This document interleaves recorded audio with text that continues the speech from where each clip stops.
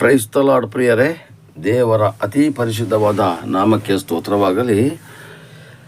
ಈ ಒಂದು ದೇಶದ ನಾಯಕರ ಬಗ್ಗೆ ಅಥವಾ ಉತ್ತಮವಾಗಿ ನಡೆಸಿಕೊಂಡು ಹೋಗತಕ್ಕಂತಹ ನಾಯಕರ ಬಗ್ಗೆ ಅಥವಾ ಚುನಾವಣೆಯ ಬಗ್ಗೆ ಬೈಬಲ್ನಲ್ಲಿ ಏನು ಹೇಳ್ತಾ ಇದೆ ಅಂತ ಹೇಳೋದ್ರ ಬಗ್ಗೆ ನಾವು ನೋಡೋದೇ ಆದರೆ ಪ್ರಿಯರೇ, ಇಲ್ಲಿ ಸ್ವಾಮಿ ಆ ಕಾಲದ ಆ ಒಂದು ಜಾಗವನ್ನು ನೋಡಿಕೊಂಡು ಅವ್ರು ಹೇಳ್ತಾ ಇದ್ದಾಗೆ ಅದನ್ನು ನಮ್ಮ ಭಾರತ ದೇಶಕ್ಕೆ ಹೋಲಿಸಿಕೊಂಡು ನೋಡಿದಾಗ ಇಲ್ಲಿ ಸ್ವಾಮಿ ಹೇಳ್ತಾರೆ, ಆ ಒಂದು ಪಕ್ಷದ ಆಯ್ಕೆ ನಮ್ಮ ಕೈಯಲ್ಲಿದೆ. ನಾವು ತಪ್ಪಾಗಿ ಆಯ್ಕೆ ಮಾಡಿಕೊಂಡ್ರೆ ಅವರು ಮಾಡತಕ್ಕಂಥ ಅನ್ಯಾಯ ಅಕ್ರಮಗಳನ್ನ ನಮ್ಮ ತಲೆಗೆ ಕಟ್ಟಿ ಆ ಶಾಪವನ್ನು ನಾವೇ ಊಟ ಮಾಡುವಂತೆ ದೇವರು ನಮ್ಮನ್ನು ಆ ಒಂದು ಶಾಪದ ಶಿಕ್ಷೆ ಒಳಗಡೆ ಬಿಟ್ಬಿಡ್ತಾರೆ ಪ್ರಿಯರೇ.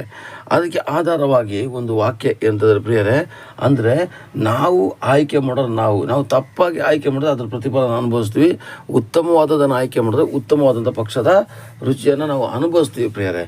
ಯಾಕೆಂದರೆ ಬರೀ ಕೇವಲ ಒಂದು ದಿವಸ 2 ದಿವಸದ ಮಜಕ್ಕೋಸ್ಕರ ಪಕ್ಷದವರು ಕೊಡ್ತಕ್ಕಂಥ 500 ರೂಪಾಯಿ 1000 ರೂಪಾಯಿ ಸೀರೆ ಚೈನು, ಅದ್ರ ಮೇಲೆ ಆ ಕೊಡೋದೇ ಮೊದಲೇ ಲಂಚ, ಅದ್ರ ಮೇಲೆ ದೇವರ ಫೋಟೋ ಇಟ್ಬಿಟ್ಟು ಬೇರೆ ಪ್ರಮಾಣ ಮಾಡಿಸ್ಬಿಟ್ಟು ನನ್ನ ಪಕ್ಷಕ್ಕೆ ಆಗ್ತಿಂದ ಪ್ರಮಾಣ ಮಾಡಿ ಅಂಥೇಳಿ ಈ ದೇವರ ಹೆಸರು ಹೇಳ್ಕೊಂಡು ರಾಜಕೀಯ ಮಾಡೋಂಥ ಪಕ್ಷಗಳು ತುಂಬ ಇದೆ. ಇವತ್ತು ಏನಂದರೆ ದೇವರಿಗೆ ಇರತಕ್ಕಂಥ ಗೌರವವನ್ನು ಕಡಿಮೆ ಮಾಡತಕ್ಕಂಥ ಪಕ್ಷ ಇದೆ. ದೇವರ ಹೆಸರು ಹೇಳ್ಕೊಂಡು ಓಟ್ ಕೇಳ್ಕೊಂಡು ಬರ್ತಾರೆ. ಅವರು ಕರೆಕ್ಟಾಗಿ ಕೆಲಸ ಮಾಡಿದ್ರೆ ಅವರಿಗೆ ದೇವ್ರ ಹೆಸರು ಕೇಳ್ಕೊಂಡು ಬರೋಂಥ ಅವಶ್ಯಕತೆ ಇಲ್ಲ ಪ್ರಿಯರೇ. ಇವತ್ತು ಏನಾಗ್ತದೆ ಗೊತ್ತಾ, ಮನೆಗಳಿಗೆ ನಮ್ಮ ಹಳ್ಳಿಗಳಿಗೆಲ್ಲ ಬಂದಾಗ ಒಂದು ಸೀರೆ ಅದ್ರ ಮೇಲೆ ಒಂದು ದೇವ್ರ ಫೋಟೋ ಇಟ್ಬಿಟ್ಟು ಇದನ್ನು ಪ್ರಮಾಣ ಮಾಡಿಬಿಟ್ಟು ನನ್ನ ಪಕ್ಷ ಆಗ್ತೀನಿ ಪ್ರಮಾಣ ಮಾಡಿ ಇದನ್ನು ತಗೊಳ್ಳಿ. ಇಂಥ ದುಡ್ಡಿಗೆಲ್ಲ ನಾವು ಕೈ ಹಾಕೋದೇ ಬೇಕಾಗಿಲ್ಲ ಪ್ರಿಯರೇ. ಅದು ಲಂಚ. ಆ ಲಂಚದ ಮೇಲೆ ದೇವ್ರ ಹೆಸರು ಹೇಳ್ಕೊಂಡು ಬೇರೆ ರಾಜಕೀಯ ನೋಡಿ. ಇವತ್ತು ದೇವ್ರ ಹೆಸರು ಹೇಳ್ಕೊಂಡು ರಾಜಕೀಯ ಮಾಡ್ತಾರೆ, ಆದರೆ ಅದನ್ನೆಲ್ಲ ದೇವರು ಕೂಡ ನೋಡ್ತಾ ಇರ್ತಾರೆ. ಜನಗಳೇ, ನೀವು ಅವರ ಆಮಿಷಗಳಿಗೆ ಅವರ ಸುಳ್ಳು ಭರವಸೆಗಳಿಗೆ ನೀವು ಒಳಗಾಗದೇ ನಿಮಗೆ ಯಾವ ಪಕ್ಷ ಇಷ್ಟ ಇದೆಯೋ ಅಂಥ ಪಕ್ಷವನ್ನು ಆಯ್ಕೆ ಮಾಡಿ ರಾಷ್ಟ್ರವನ್ನು ಉಳಿಸಿ ಬೆಳೆಸಿ ರಕ್ಷಿಸಿ ಪ್ರಿಯರೇ. ಅದಕ್ಕೆ ಆಧಾರವಾಗಿ ಬೈಬಲಲ್ಲಿ ಒಂದು ವಾಕ್ಯ ಇದೆ ಪ್ರಿಯರೇ. ಇಲ್ಲಿ ಎಜಿಕೇಲನಿಗೆ ಆ ಒಂದು ಬರೆದಂತಹ ಪತ್ರಿಕೆ, ಎಜಿಕೇಲನ ಪತ್ರಿಕೆಯಲ್ಲಿ ಬರೆದಿದೆ 22ನೇ ಅಧ್ಯಾಯ 29ರಿಂದ ಹಿಡಿದು 31ರವರೆಗೆ ನಾವು ನೋಡೋದಾದ್ರೆ ಪ್ರಿಯರೇ, ಸಾಧಾರಣರು ಹಿಂಸಿಸಿ ಸೂರೆ ಮಾಡಿದ್ದಾರೆ, ದೀನದರಿದ್ರರನ್ನು ಬಾಧಿಸಿ ವಿದೇಶಿಗಳನ್ನು ಅನ್ಯಾಯವಾಗಿ ಹರಿದು ಬಿಟ್ಟಿದ್ದಾರೆ. ನಾನು ದೇಶವನ್ನು ಹಾಳು ಮಾಡದಂತೆ ನನ್ನ ಎದುರಿನಲ್ಲಿ ದೇಶ ರಕ್ಷಣೆಗಾಗಿ ಪೌಳಿಯ ಒಡಕಿನ ನಿಲ್ಲುವುದಕ್ಕೂ ಗೋಡೆಯನ್ನು ಗಟ್ಟಿ ಮಾಡುವುದಕ್ಕೂ ತಕ್ಕವನನ್ನು ನಾನು ಹುಡುಕಲು ಯಾರೂ ಸಿಕ್ಕಲಿಲ್ಲ.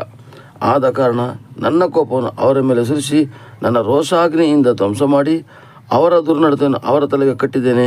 ಇದು ಕರ್ತನಾದ ಯೆಹೋವನ ನುಡಿ. ಕೇಳಿಸ್ತಾ ಇದೆಯಾ? ದಯವಿಟ್ಟು ಇದರ ಬಗ್ಗೆ ತಿಳಿಯಬೇಕಾದರೆ ಬೈಬಲ್ನ ಪುಸ್ತಕವನ್ನು ಎಲ್ಲರೂ ತೆಗೆದುಕೊಂಡು ಅದರಲ್ಲಿ ಎಜಿಕೇಲನು 22, 29ರಿಂದ 31ರವರೆಗೆ ಓದಿ. ಸಾಧ್ಯವಾದರೆ ಎಜಿಕೇಲ 22, 23ರಿಂದ 31ರವರೆಗೆ ಓದಿದ್ರೆ ತುಂಬ ಉತ್ತಮ ಪ್ರಿಯರೇ.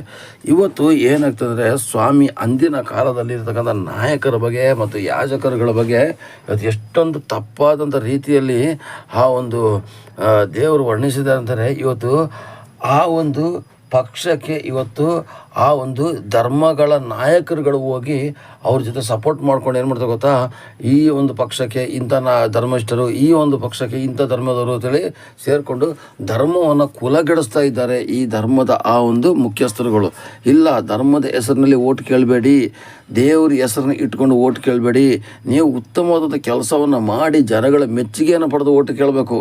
ಇವತ್ತು ಜನಗಳು ಕೂಡ ದಡ್ಡರಲ್ಲ. ಇವತ್ತು ಏನಾಗ್ತಿದೆ ಅಂದರೆ, ಜನಗಳು ನೋಡ್ತಾ ಇದ್ದಾರೆ ಪ್ರಿಯರೇ, ದೇವರ ಹೆಸರಿನಲ್ಲಿ, ಧರ್ಮದ ಹೆಸರಿನಲ್ಲಿ, ಕೋಮುವಾದದ ಹೆಸರಿನಲ್ಲಿ ರಾಜಕಾರಣ ಮಾಡಿ ಮತವನ್ನು ಕೇಳೋದಕ್ಕಿಂತ ಉತ್ತಮವಾದಂಥ ಕೆಲಸಗಳನ್ನು ಮಾಡಿ ಮತವನ್ನು ಕೇಳಬೇಕು. ಇಲ್ಲಿ ನೋಡಿ ಪ್ರಿಯರೇ, ಸ್ವಾಮಿ ಹೇಳ್ತಾರೆ ಇಂಥವ್ರಿಗೋಸ್ಕರ 29ನೇ ವಾಕ್ಯದಲ್ಲಿ ನೋಡಿ ಬರೆದಿದೆ, ಏನಂತ ಸಾಧಾರಣ ಜನರನ್ನು ಹಿಂಸಿಸಿ ಸೂರೆ ಮಾಡಿದ್ದಾರೆ. ಇವತ್ತು ಏನು ಮಾಡ್ತಾ ಇದ್ದಾರೆ, ಸರ್ಕಾರ ಸಾಧಾರಣ ಜನಗಳನ್ನು ಹಿಂಸಿಸಿ ಸೂರೆ ಮಾಡೋದು. ಯಾವ ಥರ ರೇಟ್ ಜಾಸ್ತಿ ಮಾಡಿ, ಪೆಟ್ರೋಲಿಗೆ ರೇಟ್ ಜಾಸ್ತಿ, ಗ್ಯಾಸಿಗೆ ರೇಟ್ ಜಾಸ್ತಿ, ಎಲ್ಲದಕ್ಕೂ ರೇಟ್ ಜಾಸ್ತಿ ಮಾಡಿ ಏನು ಮಾಡ್ತಾರೆ, ಆ ಜನಗಳನ್ನ ಹಿಂಸಿಸ್ತಾ ಇದ್ದಾರೆ. Praise the lord. ಅದೇ ಮುಂದಿನ ವಾಕ್ಯವನ್ನು ನಾವು ಗಮನಿಸಿ ಅಲ್ಲಿ ಬರೆದ ದೀನ ದರಿದ್ರರನ್ನು ಬಾಧಿಸಿ ಅಂದರೆ ನಿಜವಾದಂತಹ ಒಂದು ಕೂಲಿಗಾರರು ಕಷ್ಟದಲ್ಲಿ ಇರ್ತಕ್ಕಂಥವ್ರಿಗೆ ಯಾವ ಥರ ಬಾಧಿಸ್ತಾ ಇದ್ದಾರೆ ಪ್ರಿಯರೇ, ಅವರು ಎಲ್ಲದಕ್ಕೂ ರೇಟ್ ಜಾಸ್ತಿ ಆಗಿದೆ, ಆದರೆ ಕೂಲಿ ಮಾತ್ರ ಜಾಸ್ತಿ ಆಗ್ತಾ ಇಲ್ಲ. ಯಾಕೆ ಅಂದರೆ ಆ ಒಂದು ಸರ್ಕಾರದಲ್ಲಿ ಗೆದ್ದು ಬಂದಂಥ ವ್ಯಕ್ತಿಗಳು ಫ್ಯಾಕ್ಟ್ರಿಯವರ ಅಂತ ದೊಡ್ಡ ದೊಡ್ಡ ವ್ಯಕ್ತಿಗಳ ಅವರಿಗೆ ಸಪೋರ್ಟ್ ಮಾಡ್ತಿದ್ದಾರೆ, ಇವತ್ತು ಶ್ರೀಮಂತರಿಗೆ ಸಪೋರ್ಟ್ ಮಾಡ್ತಿದ್ದಾರೆ, ದೊಡ್ಡ ದೊಡ್ಡ ವ್ಯಕ್ತಿಗಳಿಗೆ ಸಪೋರ್ಟ್ ಮಾಡ್ತಿದ್ದಾರೆ. ಇವತ್ತು ಕೂಲಿ ಜಾಸ್ತಿ ಆಗ್ತಾಯಿಲ್ಲ, ಏನಾಗ್ತಾಯಿದೆ, ಸಾಮಾನುಗಳ ರೇಟ್ ಜಾಸ್ತಿ ಆಗ್ತಾ ಇದೆ. ಅವನು ಏನಾಗ್ತದೆ, ಚೆನ್ನಾಗಿದ್ದವನು ದೀನ ದರಿದ್ರಾಗ್ತಾನೆ. ಇದಕ್ಕೆ ಕಾರಣ ಏನು ಗೊತ್ತಾ, ನಾವು ಓಟು ಹಾಕಿ ಗೆಲ್ಲಿಸಿರ್ತಕ್ಕಂಥ ನಾಯಕರುಗಳು. ಅದಕ್ಕೇನೆ ಭರವಸೆಯನ್ನು ಕೊಟ್ಟು ಅದರ ಪ್ರಕಾರ ನಡೆಯತಕ್ಕಂಥ ನಾಯಕರನ್ನ ಆಯ್ಕೆ ಮಾಡಿ, ಭರವಸೆನ ನಾನು ಆ ಥರ ಮಾಡ್ಬಿಡ್ತೀನಿ ಈ ಥರ ಮಾಡ್ಬಿಡ್ತೀನಿ ಅಂತೇಳಿ ಏನೂ ಮಾಡದೇನೆ ರೇಟಿನ ಮೇಲೆ ರೇಟ್ ಜಾಸ್ತಿ ಮಾಡಿಕೊಂಡು ಅವರ ಬೊಕ್ಕಸವನ್ನು ತುಂಬಿಸಿಕೊಳ್ಳತಕ್ಕಂಥ ವ್ಯಕ್ತಿಗಳನ್ನು ಈ ಸಲ ಸೋಲಿಸಲೇಬೇಕು ಪ್ರಿಯರೇ. ನಾವು ಭರವಸೆಯನ್ನು ಕೊಟ್ಟ ಪ್ರಕಾರ ನಡೆದಂಥ ವ್ಯಕ್ತಿಗಳನ್ನು ನಾವು ಗೆಲ್ಲಿಸಲೇಬೇಕು. ನಮ್ಮ ಕೈಯಲ್ಲಿ ದೇಶ ಇದೆ, ನಮ್ಮ ಕೈಯಲ್ಲಿ ಪ್ರತಿಯೊಬ್ಬ ನಾಯಕರುಗಳಿದ್ದಾರೆ, ನಮಗೆ ಅಷ್ಟೊಂದು ಪವರ್ ಇದೆ. ಆದರೆ ನಮ್ಮ ಪವರನ್ನು ಹಣಕ್ಕೆ, ಎಂಡಕ್ಕೆ, ಬಟ್ಟೆಗೆ, ದುಡ್ಡಿಗೆ ನಾವು ಮಾರ್ಕೊಳ್ತಾ ಇದ್ದೀವಿ ಪ್ರಿಯರೇ. ಇಲ್ಲ ಅದನ್ನು ಮಾಡ್ಲಿಕ್ಕೆ ಹೋಗ್ಬಾರ್ದು ಪ್ರಿಯರೇ. ಅಲ್ಲಿ 22:30 ಬರೆದಿದೆ, ನಾನು ದೇಶವನ್ನು ಹಾಳು ಮಾಡದಂತೆ ನನ್ನ ಎದುರಲ್ಲಿ ದೇಶ ರಕ್ಷಣೆ ಪೌಳಿ ಹೊಡಕೆ ನಿಲ್ಲೋದಕ್ಕೂ ಗೋಡೆಯನ್ನು ಗಟ್ಟಿ ಮಾಡೋದಕ್ಕೂ ತಕ್ಕವರನ್ನು ಹುಡುಕಲು ಯಾರೂ ಸಿಕ್ಕಲಿಲ್ಲ. ಹಾಗಾದರೆ ಯಾರು ಸಿಕ್ಕಲಿಲ್ಲ ಅಂದರೆ ಸ್ವಾಮಿಗೆ ಯಾಕೆ ಸಿಗ್ತಾ ಇಲ್ಲ ಅಂತ ಗೊತ್ತಾ, ಸ್ವಾಮಿ ಆ ಜವಾಬ್ದಾರಿಯನ್ನು ನಮ್ಮ ಕೈ ಕೊಟ್ಟಿದ್ದಾರೆ. ಸ್ವಾಮಿ ಹುಡುಕ್ತಿದ್ದಾರೆ ಯಾರನ್ನ ಆಯ್ಕೆ ಮಾಡಲಿ ಅಂತ. ಸ್ವಾಮಿದೇ ಒಂದು ಚಿತ್ತ ಆದರೆ ಇವ್ರದ್ದೇ ಒಂದು ಚಿತ್ತ. ಇವತ್ತು ಏನಾಗ್ತಿದೆ, ನಾನು ಆಗಲೇ ಹೇಳಿದಾಗೆ ಪ್ರಿಯರೇ, ಇವತ್ತು ಏನು ಮಾಡ್ತಾರೆ, ಪ್ರಮಾಣ ಮಾಡಿಸ್ಬಿಟ್ಟು ನನ್ನ ಪಕ್ಷಕ್ಕೆ ಓಟ್ ಹಾಕ್ಸಿ ದೇವ್ರ ಹೆಸರು ಹೇಳ್ಕೊಂಡು ದುನಿಯಾ ಮಾಡ್ತಿದ್ದಾರೆ. ದೇವ್ರ ಹೆಸರು ಹೇಳ್ಕೊಂಡು ದುನಿಯಾ ಮಾಡ್ತಾರೆ. ಎಷ್ಟೊಂದು ಬೇಜಾರಾಗ್ತದಲ್ಲ. ಯಾರು ದೇವ್ರ ಹೆಸರು ಹೇಳ್ಕೊಂಡು ಬರ್ತಾರೋ, ಯಾರು ನಿಮಗೆ ಲಂಚವನ್ನು ಕೊಟ್ಟು ಓಟ್ ಕೇಳ್ತಾರೋ, ನೀವು ಅಂಥವ್ರ ಕೈಯಿಂದ ಈಸ್ಕೊಂಡ್ರೂ ಕೂಡ ನೀವು ಓಟ್ ಹಾಕುವಾಗ ನಿಮ್ಮ ಹೃದಯದಲ್ಲಿ ಯಾರಿದ್ದಾರೋ ಅವರಿಗೆ ಮಾತ್ರ ಓಟ್ ಹಾಕಿ ಪ್ರಿಯರೇ. ಯಾಕೆ ಅಂತಂದರೆ ಪ್ರಿಯರೇ, ಇವತ್ತು ನೀವು ಓಟನ್ನು ದೇವ್ರ ಹೆಸರಿನಲ್ಲಿ ಬರ್ತಕ್ಕಂಥ ವ್ಯಕ್ತಿಗಳಿಗೆ ಓಟ್ ಹಾಕಬೇಡಿ. ಯಾಕೆಂದರೆ ದೇವರನ್ನು ರಾಜಕೀಯ ಗೆಲ್ಲಿಸಬೇಡಿ. ಒಳ್ಳೆಯ ಕೆಲಸವನ್ನು ಮಾಡಿದ್ರೆ ನಾವು ಅದು ಇದು ಯಾಕೆ ಭರವಸೆಗಳನ್ನು ಕೇಳಬೇಕು. ನಾವು ಒಳ್ಳೆ ಹೆಸರನ್ನು ಮಾಡಿದರೆ, ಒಳ್ಳೆ ಕೆಲಸ ಮಾಡಿದರೆ ಜನಗಳು ಅದನ್ನು ನೋಡ್ತಾ ಇರ್ತಾರೆ. ಜನಗಳೇನು ಈಗಿನ ಕಾಲದ ಜನಗಳೇನು ದಡ್ರಲ್ಲ, ಎಲ್ಲರಿಗೂ ಎಜುಕೇಷನ್ ಇದೆ. ಪ್ರತಿಯೊಬ್ಬರು ಕೂಡ ನೋಡ್ತಾರೆ ಯಾವ ಪಕ್ಷ ಒಳ್ಳೆದಿದ್ದಾರೆ.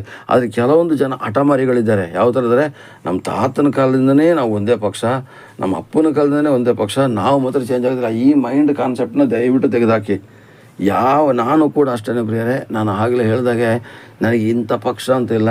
ಯಾರು ಉತ್ತಮ ನಾಯಕರು ಇರ್ತಾರೋ ಆ ಪಕ್ಷಕ್ಕೆ ನನ್ನ ಮತ. ದಯವಿಟ್ಟು ಹೇಳ್ತೀನಿ, ನಿಮ್ಮ ಮೈಂಡನ್ನು ಚೇಂಜ್ ಮಾಡಿಕೊಳ್ಳಿ. ಉತ್ತಮವಾದ ನಾಯಕರು ಯಾರಿದ್ದಾರೆ, ಮಾತು ಕೊಟ್ಟ ಪ್ರಕಾರ ನಡೆಯುತ್ತ ನಾಯಕರು ಯಾರಿದ್ದಾರೆ ಅವರಿಗೆ ಮಾತ್ರ ನಿಮ್ಮ ಮತವನ್ನು ಹಾಕಿ. ಇಲ್ಲಿ ಸ್ವಾಮಿ ಹೇಳ್ತಾರೆ, ನಾ ತಕ್ಕವನ್ನು ಹುಡುಕಲು ಯಾರು ಸಿಗಲಿಲ್ಲ. 31ನೇ ವಾಕ್ಯದಲ್ಲಿ, ಆದ ಕಾರಣ ನಾನು ನನ್ನ ಕೋಪವನ್ನು ಅವರ ಮೇಲೆ ಸುರಿಸಿ ರೋಷಾಗ್ನಿಯಿಂದ ಅವರನ್ನು ಧ್ವಂಸ ಮಾಡಿ ದುರ್ನಡತೆಯನ್ನು ಅವರ ತಲೆಗೆ ಕಟ್ಟಿದ್ದೇನೆ. ಇದು ಕರ್ತನಾದ ಯೆಹೋವನ ನುಡಿ. ಇದು ನಡೀತಾ ಇದೆಯಾ ಇಲ್ವಾ ಅಂತ ಹೇಳೋದು, ಬೈಬಲ್ ಬರೆದು ನಡೀತಾ ಇದೆಯಾ ಇಲ್ವಾ ಅಂತ ನೀವೇ ತೀರ್ಮಾನ ಮಾಡಿ ಪ್ರಿಯರೇ. ನೋಡಿ, ಇವತ್ತು ಏನು ಮಾಡ್ತೀವಿ, ದೇವ್ರ ಕೋಪ ಇಳಿದು ಬರ್ತಾ ಇದೆ. ಯಾರ ಮೇಲೆ ಇಳಿದು ಬರ್ತಾ ಇದೆ? ಶ್ರೀಮಂತರ ಮೇಲೆ ಅಲ್ಲ, ಬಡವರಾಗಿರ್ತಕ್ಕಂಥ ನಮ್ಮ ಮೇಲೆ. ನಾವು ಮತ ಹಾಕಿ ಗೆಲ್ಲಿಸಿದ್ದೀವಿ, ಅದರಿಂದ ನಾವು ಅನುಭವಿಸಲೇಬೇಕು. ಅದಕ್ಕೆ ಉತ್ತಮವಾದ ನಾಯಕರನ್ನ ಆಯ್ಕೆ ಮಾಡಿದ್ದು ನಾವು ಹೇಳೋದು. ಹಾಗೆಯೇ ರೋಷಾಗ್ನಿ ಧ್ವಂಸ ಮಾಡಿ, ರೋಷಾಗ್ನಿಂದ ಯಾವ ಥರ ಧ್ವಂಸ ಮಾಡ್ತಾರೆ, ಆ ರಾಜಕೀಯ ವ್ಯಕ್ತಿಗಳೇ ಕೋಮುಗಲಭೆ. ಹಿಂದೂ ಇವನು ಮುಸ್ಲಿಮು, ಇವನು ಕ್ರೈಸ್ತ ಅಂತ ಹೇಳ್ಬಿಟ್ಟು ಅಲ್ಲಿಂದ ಅಲ್ಲಿಗೆ ಕಚ್ಚಾಟ ತಂದು ಇವರು ಬೇಳೆ ಬೇಯಿಸ್ಕೊಳ್ತಿದ್ದಾರೆ ಹೊರತು ಇವತ್ತು ಸಾಯ್ತಾ ಇರೋದು ಯಾರು? ನಮ್ಮ ಹಿಂದೂ ಬಾಂಧವರು, ಮುಸ್ಲಿಂ ಬಾಂಧವರು ಮತ್ತು ಕ್ರೈಸ್ತ ಬಾಂಧವರ ಮಧ್ಯದಲ್ಲಿ ಕಚ್ಚಾಟ ತಂದಿಟ್ಬಿಟ್ಟು ಇವರು ಆರಾಮಾಗಿರ್ತಾನೆ. ಆ ಸತ್ತಂಥ ಲೀಸ್ಟಲ್ಲಿ ಒಬ್ಬ ರಾಜಕೀಯ ವ್ಯಕ್ತಿಯ ಮಗ ಇದ್ದಾನಂತ ನೋಡಿ, ಅವರು ಮಾಡ್ತಾರೆ, ನಾವು ಹೋಗಿ ಹೋರಾಟ ಮಾಡಿ ಸಾಯ್ತೀವಿ. ಇಲ್ಲ ಪ್ರಿಯರೇ, ಕೋಮು ಗಲಭೆಗಳನ್ನ ಮಾಡ್ತಕ್ಕಂಥ ಪಕ್ಷ, ದೇವರ ಹೆಸರಿನಲ್ಲಿ ಬರ್ತಕ್ಕಂಥ ಪಕ್ಷ, ದುಡ್ಡನ್ನು ಸುರಿಮಳೆಯನ್ನು ಸುರಿಸಿ 5,000 10,000 ಕೊಟ್ಟು ಓಟು ಕೇಳಿದ ಪಕ್ಷ. ಇದಕ್ಕೆ ದಯವಿಟ್ಟು ಹಾಕಬೇಡಿ. ಹಾಕಿದ್ರೆ ದೇವರ ರೋಷಾಗ್ನಿ ನಮ್ಮಗಳ ಮೇಲೆ ಬಿದ್ದು ನಾವೇ ಕಚ್ಚಾಡ್ಕೊಳ್ಳೋ ಸಾಯಂಥ ಪರಿಸ್ಥಿತಿ ಬರ್ತಾ ಇರ್ತದೆ. ಅವರು ಶ್ರೀಮಂತರಾಗಿ ಅವರ ತಲೆಮಾರಿಗಿರೋಷ್ಟು ದುಡ್ಡು ಮಾಡಿಟ್ಕೊಳ್ತಾರೆ. ಸಾಯ್ತಿರೋದು ನಾವೇನೇ. ಅರ್ಥ ಆಗ್ತಾ ಇದೆಯಾ? ಅಲ್ಲಿಂದ ಅಲ್ಲೇ ವಾಕ್ಯದಲ್ಲಿ ಧ್ವಂಸ ಮಾಡಿ ಅವರ ದುರ್ನಡತೆಯನ್ನು ಅವರೇ ತಲೆಗೆ ಕಟ್ಟಿದ್ದೇನೆ. ಯಾರು ದುರ್ನಡತೆ? ಮತದಾರರ ದುರ್ನಡತೆ. ಯಾವುದು ಮತದಾರ ದುರ್ನಡತೆ? ಎಂಡಕ್ಕೋಸ್ಕರ, ಸೀರೆಗೋಸ್ಕರ ಕುಕ್ಕರ್ ಕೊಟ್ಟರು, ಮಿಕ್ಸಿ ಕೊಟ್ಟರು, 5,000 ಕೊಟ್ಟರು ನನ್ನ ಮಗಳಿಗೆ ಎಜುಕೇಷನ್ನ ಅವರೇ ಮಾಡಿಸ್ತಾರಂತೆ. ಇದೆಲ್ಲ ಹೇಳಿದಾಗ ನೀವೇನೋ ತಪ್ಪಾಗಿ ಮಾಡಿದ್ರೆ ನಿಮ್ಮ ದುರ್ನಡತನ ನಿಮ್ಮ ತಲೆಯ ಮೇಲೆ ಕಟ್ಟಿ ಸ್ವಾಮಿ ನಿನ್ನನ್ನೇ ಹಾಳು ಮಾಡ್ತಾರೆ. ಅದಕ್ಕೋಸ್ಕರ ಮತದಾರರು ಅಂದರೆ ಎಲ್ಲ ಮಿನಿಸ್ಟ್ರುಗಳಿಗಿಂತ ಶ್ರೇಷ್ಠ ವ್ಯಕ್ತಿಗಳು ನಾವು. ಯಾಕೊತ್ತಾ, ನಾವೇ ಅವ್ರನ್ನ ಆಯ್ಕೆ ಮಾಡಿ ಕೂರಿಸೋದು, ಕೊನೆಗೆ ನಾವೇ ಅವ್ರಿಗೆ ಗುಲಾಮರಾಗೋದು ಬೇಡ. ಮತದಾರರಂದರೆ ಸಾಮಾನ್ಯ ಅಲ್ಲ ಪ್ರಿಯರೇ. ಮತದಾರರ ಗೌರವ ಹೆಂಗಿದೆ ಅಂದರೆ, ಒಬ್ಬ ವ್ಯಕ್ತಿ ಆಯ್ಕೆ ಆಗಬೇಕಾದ್ರೆ ನಮ್ಮ ಕೈಯಲ್ಲಿದೆ. ನಾವು ಪವರ್ಫುಲ್ ಆಗಿರ್ತಕ್ಕಂಥ ವ್ಯಕ್ತಿಗಳು. ಯಾವುದೇ ಕಾರಣಕ್ಕೂ ಮತದಾರರ ಸೋಲನ್ನು ಒಪ್ಕೊಳ್ಬೇಡಿ. ನಮಗೆ ಏನು ಇದೆಯೋ ಅದೇ ಪಕ್ಷಕ್ಕೆ ನೀವು ಇಂಥ ಪಕ್ಷ ಅಂಥ ಪಕ್ಷ ನಾನು ಹೇಳೋದಿಲ್ಲ. ನಿಮಗೆ ದೇವರು ಯಾವ ಪಕ್ಷನ ಕೊಟ್ಟಿದ್ದಾರೋ, ನಿಮ್ಮ ಕಣ್ಣಿಗೆ ಕಾಣ್ತಾ ಇದೆ ಉತ್ತಮವಾದ ಪಕ್ಷ, ಭರವಸೆ ಪ್ರಕಾರ ನಡೆದ ಪಕ್ಷ, ಅದಕ್ಕೆ ನಿಮ್ಮ ಮತವನ್ನು ಹಾಕಿ. ಇಲ್ವಾ, ದೇವರು ರೋಷ ಆಗಿನ ಸುರಿಸಿ ಮಾಡಿ ದೇಶವನ್ನೇ ಹಾಳು ಮಾಡ್ತೀನಿ ಅಂತ ಸ್ವಾಮಿ ಹೇಳ್ತಿದ್ದಾರೆ. ಹಾಗಾದರೆ ಪ್ರಿಯರೇ, ದೇವರ ಕೋಪ ಯಾವ ಥರ ಬರ್ತಿದ್ದಾರೆ? ನಮ್ಮ ಕೆಟ್ಟ ಆಯ್ಕೆಯ ಮೇಲೆ. ನಾವು ಉತ್ತಮವಾದಂಥ ಆಯ್ಕೆಯನ್ನು ಮಾಡಿ ಉತ್ತಮವಾದ ಸರ್ಕಾರವನ್ನು ತಂದು ಉತ್ತಮವಾಗಿ ಆ ಕೋಮುಗಲಭೆಗಳು ಇಲ್ಲದಂತೆ, ದೇವರ ಹೆಸರಲ್ಲಿ ರಾಜಕೀಯ ಮಾಡದಂತೆ, ಆ ಒಂದು ತಪ್ಪಾಗಿ ನಡೆಯದಂತೆ ಇರತಕ್ಕಂತಹ ಒಬ್ಬ ವ್ಯಕ್ತಿಯನ್ನು ಆಯ್ಕೆ ಮಾಡಿದ್ರೆ ನಮ್ಮ ದೇಶಕ್ಕೂ ಒಂದು ಸಮಾಧಾನ, ಮನೆಗಳಿಗೂ ಸಮಾಧಾನ, ಕೋಮುಗಲಭೆಗಳು ಇರೋದಿಲ್ಲ, ದೇಶದಲ್ಲಿ ಶಾಂತಿ ಸಮಾಧಾನ ಇರುತ್ತದೆ. ಆಗಿನ ಕಾಲದಲ್ಲಿ ಹೇಳ್ತಿದ್ರು, ನಮ್ಮ ಕಾಲದಲ್ಲಿ ಎಷ್ಟು ಸತ್ಯಧರ್ಮ ಇತ್ತು, ಈಗಿನ ಕಾಲದ ಸತ್ಯಧರ್ಮನೇ ಇಲ್ಲ ಅಂತ ಹೇಳ್ತಾರೆ. ಹೌದು, ಹಿರಿಕರು ಯಾಕೆ ಹೇಳ್ತಾರೆ ಅಂದರೆ, ನಮ್ಮ ಕಾಲದಲ್ಲಿ ಅಷ್ಟು ಸತ್ಯಧರ್ಮ ಇತ್ತು ಅಂತ ನಮ್ಮ ತಾತ ಎಲ್ಲ ಹೇಳೋದು ಕೇಳ್ತಾ ಇದೆ. ಆದರೆ ಇತ್ತೀಚೆಗೆ ಏನಾಗಿದೆ ಗೊತ್ತಾ ಪ್ರಿಯರೇ? ಸತ್ಯ, ಧರ್ಮ, ನ್ಯಾಯ, ನೀತಿಗಳು ಸತ್ತೋಗಿದೆ, ಅನ್ಯಾಯ ಅಕ್ರಮಗಳು ತಾಂಡವಾಡ್ತಾ ಇದೆ. ಇಲ್ಲ ಪ್ರಿಯರೇ, ಈ ಸಲ ಎಲೆಕ್ಷನ್ನಲ್ಲಿ ನಾವು ತಕ್ಕ ಪಾಠವನ್ನು ಕಲಿಸಬೇಕಾದ್ರೆ, ಮತದಾರರೇ, ನಿಮ್ಮ ಹಕ್ಕನ್ನು ನೀವು ಮಾರಾಟ ಮಾಡಿಕೊಳ್ಳದೇನೆ, ದೇವರ ಕೋಪಕ್ಕೆ ಗುರಿಯಾಗದೇನೆ, ದೇವರು ನಿಮ್ಮ ತಲೆಗೆ ಕಟ್ತೀನಿ ಅಂತ ಹೇಳ್ತಕ್ಕಂಥ ಕೋಪಕ್ಕೆ ಗುರಿಯಾಗದೇನೆ, ನೀವು ಒಂದೇ ಮನಸ್ಸಿನಿಂದ ನಮಗೆ ಬೇಕಾದಂಥ ಪಕ್ಷವನ್ನು ಆಯ್ಕೆ ಮಾಡ್ಕೊಳ್ಳೋಣ. ಅದು ನಾನು ಆಗಲೇ ಹೇಳಿದಾಗೆ, ನಾನು ಒಂದೇ ಪಕ್ಷದವನು ಅಂತ ಹೇಳ್ದ ಮೈಂಡ್ ಕಾನ್ಸೆಪ್ಟನ್ನ ತೆಗೆದಾಕ್ಬಿಡಿ. ನಮ್ಮ ತಾತನ ಕಾಲದಿಂದನೇ ಹಿಂಗೆ, ಅಜ್ಜನ ಕಾಲದಿಂದ ಹಿಂಗೆ ಅಂತ ಹೇಳೋಂಥ ಮೈಂಡ್ ಕಾನ್ಸೆಪ್ಟನ್ನ ತೆಗೆದುಹಾಕಿ ಯಾವುದೋ ಒಂದು ಉತ್ಸಾಹದಲ್ಲಿ ಮತ ಹಾಕಲಿಕ್ಕೆ ಹೋಗಬೇಡಿ. ದೇಶವನ್ನು ನೆನೆಸಿಕೊಂಡು ದೇಶದ ರಕ್ಷಣೆಗೋಸ್ಕರ ಉತ್ತಮವಾದಂಥ ಆ ಒಂದು ವ್ಯಕ್ತಿಯನ್ನು ನಾಯಕರಾಗಿ ಆಯ್ಕೆ ಮಾಡಿ ರಾಷ್ಟ್ರವನ್ನು ಉಳಿಸಿ ಬೆಳೆಸಿ ಕಾಪಾಡುವ ಭಾರತ ದೇಶ ನಮ್ಮದು, ನಮ್ಮ ಸ್ವಂತ ದೇಶ. ಆ ದೇಶದ ಅಳಿವು ಮತದಾರರ ಕೈಯಲ್ಲಿದೆ. ಮತದಾರರೇ, ನಾವು ಎಚ್ಚೆತ್ತುಕೊಂಡು ದೇಶವನ್ನು ಉಳಿಸಿ ಕಾಪಾಡಿ ದೇಶದ ಕೀರ್ತಿಯನ್ನು ಮುಂದಕ್ಕೆ ತರುವ. ಆಮೇನ್, ಆಮೇನ್, ಆಮೇನ್. ದೇವರು ಭಾರತ ದೇಶವನ್ನು ಆಶೀರ್ವದಿಸಿ ಕರುಣಿಸಲಿ. ಯೇಸಪ್ಪನ ಕೃಪೆ ಭಾರತ ದೇಶದ ಮೇಲೆ ಇಳಿದು ಬರಲಿ. ಪವಿತ್ರಾತ್ಮನ ಸಹಾಯ ಎಲ್ಲ ಜನಗಳ ಮೇಲೆ ಇಳಿದು ಬಂದು ಉತ್ತಮವಾದ ನಾಯಕನನ್ನು ಆಯ್ಕೆ ಮಾಡುವಂಥ ಮನಸ್ಸು ಕೊಡಲಿ ಎಂದು ಎಲ್ಲರೂ ಮನೆಗಳಲ್ಲಿ ಪ್ರಾರ್ಥಿಸಿ. ಆಮೇನ್.